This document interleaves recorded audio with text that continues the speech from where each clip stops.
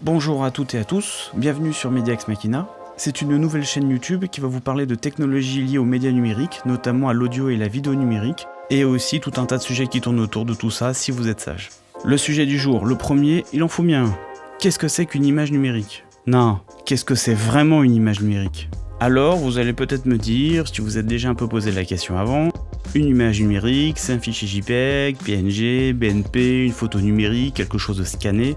Bref, c'est quelque chose qui a des pixels rouges, verts et bleus, qui a une résolution, une définition, une hauteur, une largeur, bon voilà. C'est généralement à ça qu'on pense quand on a déjà eu affaire à la question. Même si cette définition est globalement vraie, peut-être qu'on peut aller plus loin dans cette définition et s'ouvrir à quelques concepts, vous allez voir ça. Chapitre 1, non, ça faut pas le lire. On peut lister quelques sources qui produisent des images numériques.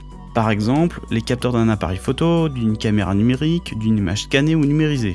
Comme les vieux ils font là avec leurs photos de vacances. On peut aussi dessiner à la main une image point à point, comme le crochet ou le pixel art. On peut aussi passer dans une machine qui fait très peur, comme les scanners ou les IRM, pour avoir une photo de soi à poil sans les poils. Tout ça, ça s'appelle des images raster. C'est pas une insulte. En français on dit matriciel.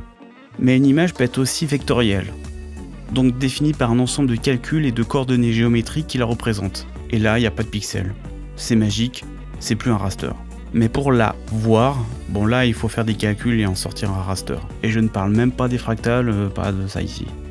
Bon ok, une image numérique, c'est des pixels, des picture elements, des éléments d'image quoi. Une méthode pour représenter une image en la structurant en une grille de référence de valeurs numériques. La largeur et la hauteur de la grille, c'est la résolution de l'image.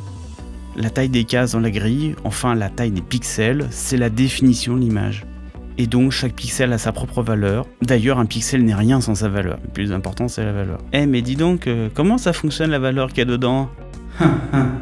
Eh bien, on va parler des couches. Non, pas de ces couches-là. Des couches de pixels. Si un pixel, c'est une valeur numérique, alors on peut y stocker qu'une seule information. Et pour la couleur, là, on va avoir un problème. La vision en couleur de l'être humain demande à minima 3 références de signaux lumineux, qui tombent dans des longueurs d'onde que l'on peut associer au rouge, au vert et au bleu. Bon alors vous devez bien avoir 1 million de vidéos qui en parlent de couleurs sur YouTube, alors j'irai pas plus loin sur ce sujet. Le problème que l'on a, c'est comment on manipule 3 informations différentes dans une seule case. On met 3 cases. Oui, non. Mais comment faire sans déstructurer la structure de mon image ? On met 3 structures différentes, 3 couches. On n'aura qu'à considérer que notre image est composée de 3 couches. Chaque couche stocke l'ensemble de la structure des valeurs d'une information de couleur des pixels. Puis, quand on cherchera à extraire un pixel, on ira chercher la même référence pour les 3 couches différentes. Alors attention les amis, il s'agit ici de parler du concept d'image numérique plutôt que d'expliquer comment fonctionne réellement un fichier d'image. Ça c'est un autre sujet. Maintenant, le côté fun de l'histoire, c'est qu'on peut travailler avec plus que 3 couches. Par exemple, en rajouter une pour des informations de transparence, la couche alpha, une autre pour les informations de distance, la couche Z-buffer, etc. Mais on peut aller encore plus loin. Pour des raisons bassement techniques, dont j'aurai l'honneur et le privilège de vous expliquer ça un jour, et vous le regrettez, vous me remercierez après, les couches n'ont pas à avoir la même résolution ni la même structure, dans la même image. On n'est pas non plus obligé de manipuler des informations rouge, vert et bleu. Nos amis de l'imprimerie, par exemple, on les salue, préfèrent travailler en cyan, magenta et jaune. Et ils rajoutent même une couche de noir parce que c'est plus pratique pour eux. On peut même aller encore plus loin.